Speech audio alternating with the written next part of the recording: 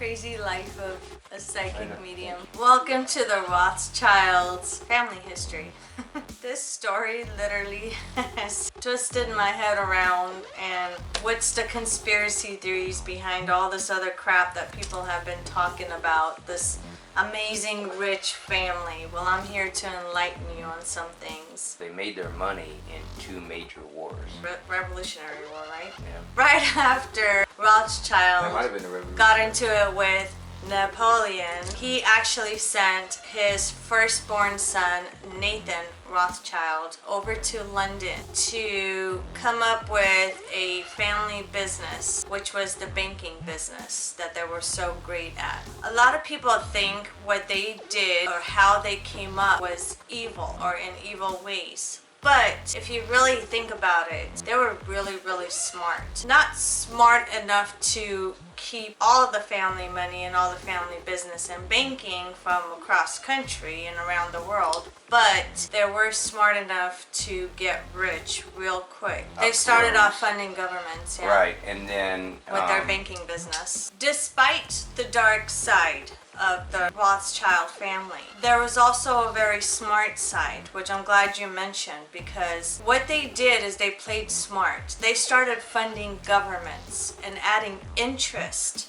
well, they lent money to and kings loans. and stuff first, but yeah. Yeah, to kings and then to the government. yeah. The Rothschild family had become trillionaires since the 1700s. Yeah. And then they started going downhill in the late 1960s. And they were smart because they funded both sides of the Napoleon War. Yeah. Whatever They side gave won, loans. they benefited from it. Didn't matter, so Right, they were smart. right. Every government official out there that needed a loan would go to the Rothschilds family. Every banking business went through the Rothschilds family. They were owed a lot of favors. Now it's not just the interest. These favors came on top of the interest of what they had to do in order to get the loan first. The government officials and the Rothschilds worked together hand in hand as far as you give me a loan and I'll do this for you. I'm not going to get into too much details, but it does involve the dark side, sacrifices, demonic activities, and possessions. Like I said, I'm not going to get too much into the details because face it, every family has secrets and those secrets have to be respected and kept within the family. That's what I believe. When you look at the Rothschilds today, they're only worth $350 billion.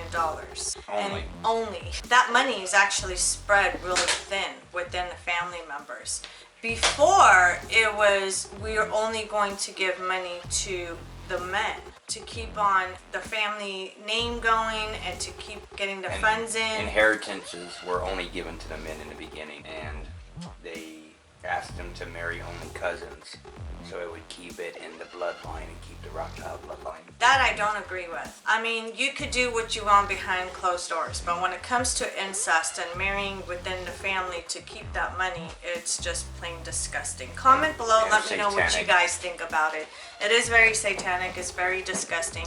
So comment below, let me know what you guys think about it. Later on in 1969, they started giving that money to the women because the Rothschilds actually had more women in the family than men. Between two or three families, they had 9 girls. We all know women can spend money. That's where it went. I was wondering where that money went. Bunch of purses and shoes. And I mean, imagine from becoming a trillionaire to down to a billionaire. I mean, that's still a lot of money. $350 billion is a lot of money. I mean, you can give me $1 billion and I'll be satisfied for the rest of my life. They did start off really strong. Unfortunately for them, I mean, I wouldn't say unfortunately because then I'll be like dissing the women and I'm a woman myself, but they did have 9 girls with it. This was like in 1969, 1970s, where they started losing accounts and banks due to the fact that they had no choice but to split the money and the business amongst these 9 girls within the family. They kind of did get screwed on that end. Face it, the women are not the ones that carry out the name, right? The family name and the business got taken over by others because they just couldn't keep up. They couldn't do it. They started losing accounts and banking. Well, because it says that they were Well, they didn't. This think was like women, the back in biggest the day, thing they is didn't- when they went downhill, like Well, I said, in the late 1970s or early Listen, 1970s. back in the day, And their complaint was that they had to split the money and the business like in the amongst the 9 girls. 1900s, maybe earlier, probably, they definitely viewed women as lesser than men. And so, yeah, they probably would think that business sense and business-wise, they wouldn't be as smart as men would be. So, yeah, that's probably true back That's then. when their business went downhill. They started losing banks, accounts. I can't even count how many government shutdowns there were with them. They don't want to deal with them or work with them anymore. So like I said, I mean, they went from being trillionaires down to billionaires. Plus a lot of them dying and the new generation not taking it on.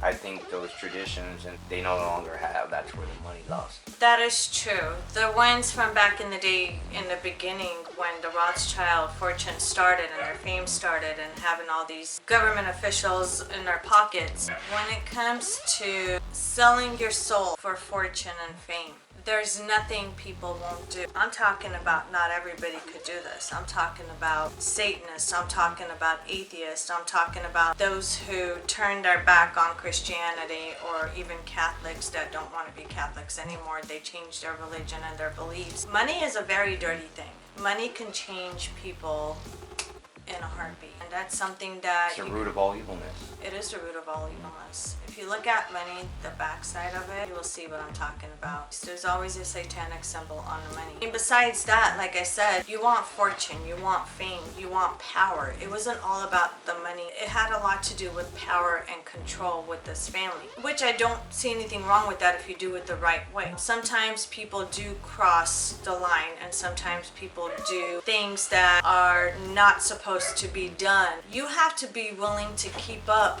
with the ritual. You have to be 100% committed and dedicated. Like I said, I'm not going to go into details with everything. There are some things, like I said, it's really respectful and important to keep secrets within the family, and I don't believe it's anyone's business. Just like I know you guys won't like it if somebody stuck their nose, or the media or the public, whoever stuck their nose into your business and wants to know every little detailed secrets in your family. It's not fair. Yeah, people do have these conspiracy theories on the Rothschild family, but overall my opinion is they did it the smart way. Nobody would have ever thought about spreading their banking business to the government. To me, I think the Rothschilds were very smart. Very smart.